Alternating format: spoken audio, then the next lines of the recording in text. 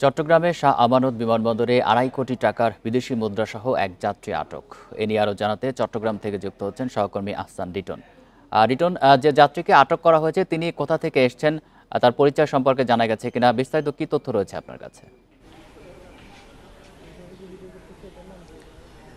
দেখুন, যাকে আসলে ২.৫ কোটি টাকা মূল্যের রিয়াদ এবং দারহাম সহ ধরা হয়েছে, তিনি আসলে আসছিলেন ঢাকা থেকে। ঢাকা বিমানবন্দর থেকে তিনি ইউএস বাংলার একটি ফ্লাইটে করে আজকে সকাল ৮টায় চট্টগ্রাম বিমানবন্দরে নামান এবং এই চট্টগ্রাম থেকে তিনি আসলে দেশের বাইরে যাওয়ার একটি কথা ছিল। আমরা আসলে এখানে যারা এই আটক প্রক্রিয়ার সঙ্গে জড়িত তাদের সাথে কথা বলেছি। তারা বলছেন যে আসলে গোপন সংবাদের ভিত্তিতে তারা জানতে পেরেছিলেন যে এই বিমানে করে একজন যাত্রী বেশ কিছু বৈদেশিক মুদ্রা নিয়ে তিনি আসলে দুবাই যাওয়ার চেষ্টা করছেন। সেই খবরটি পাওয়ার পর তারা আসলে এখানে যে শুল্ক গোয়েন্দা রয়েছে, এনএসআই রয়েছে, তারা সবাই মিলে সেই বিমান তল্লাশি করেন এবং এক পর্যায়ে জাকির হোসেন নামে একজনকে তারা আটক করতে সমর্থ হন। আমরা দেখেছি আসলে ৩টি ব্যাগে করে তিনি আসলে টাকাগুলো ক্যারি করছিলেন। পাশাপাশি তার ব্যাগের মধ্য থেকে বেশ কিছু ফল আর তরিতরকারিও পাওয়া গেছে। এর মধ্য থেকেই সেই দারহামগুলো এবং রিয়াদগুলো খুঁজে বের করেছেন। আমরা দেখেছি কিছুক্ষণ আগে তাকে যে বিমানবন্দরের ভেতরের একটি কক্ষে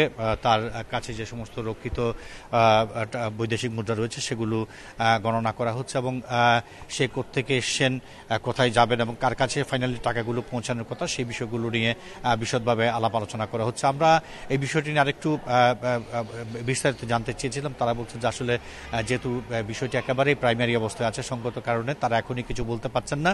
তারা বিষয়টি নিয়ে আরও খতিয়ে দেখছেন যে আসলে তিনি বারবার এই কাজের সঙ্গে জড়িত কিনা কিংবা অন্য কোনো প্রক্রিয়ার সঙ্গে তিনি জড়িত আছে কিনা সেটি তারা খতিয়ে দেখছেন। আমরা যিনি আটক রয়েছেন জাকির হোসেন, তার সাথেও কথা বলেছিলাম। তিনি আসলে বলছেন যে ব্যক্তিতে বৈদেশিক মুদ্রাগুলো ছিল সেটি আসলে তার না এবং নিজেকে তিনি বারবার নির্দোষ প্রমাণ করার চেষ্টা করছেন, কিন্তু শুল্ক গোয়েন্দা এবং অন্যান্য যারা রয়েছেন তাকে গ্রেপ্তারের পর্যায়ে যারা ছিলেন তারা বলছেন যে না, তারা শতভাগ নিশ্চিত হয়ে তাকে ধরেছে এবং তার কাছ থেকে পাওয়া ব্যাগের মধ্যে সমস্ত টাকা পাওয়া গেছে। আমরা এটি নিয়ে আরও জানতে চেয়েছিলাম, কিন্তু তারা বলছেন যে আসলে তাদের যে তদন্তের স্বার্থে তারা আসলে এখন খুব বিস্তারিত কিছু বলতে চাচ্ছেন না। আমরা যেটুকু জেনেছি সেটি হচ্ছে যিনি আটক হয়েছেন জাকির হোসেন, তার বাড়ি মূলত বরিশাল, কিন্তু ঢাকার টিকাটুলিতে তিনি বসবাস করেন। চট্টগ্রাম শাহ আমানত আন্তর্জাতিক বিমানবন্দর হয়ে তিনি কাতার যাচ্ছিলেন এ সমস্ত বৈদেশিক মুদ্রাগুলো নিয়ে। এখানে বিমানবন্দর কর্তৃপক্ষ যেটি বলছে সেটি হচ্ছে কোনো রকমের অবৈধ কিছু কেউ পাচার করতে পারে কিনা সেটি নিয়ে আসলে তারা বেশ তৎপর আসছেন এবং তারই ধারাবাহিকতায় আজকে এত বড় চালানটি তারা আটক করতে পেরেছেন।